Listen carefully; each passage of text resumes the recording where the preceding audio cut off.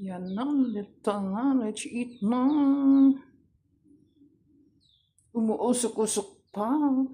Ang ating almusal ay pansit bihon.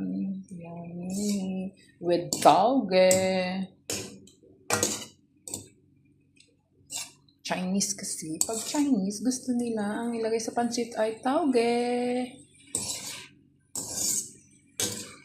Gustong gusto ni Doktora ng tauge at saka bihon.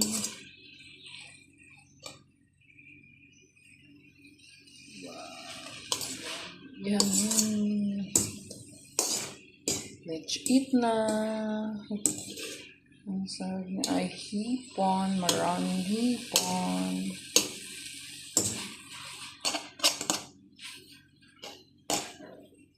Tsaka dapat mahaba ang noodles. Ang bihon, hindi pinuputol. Yan ang style ng Chinese. Thank you for watching, guys.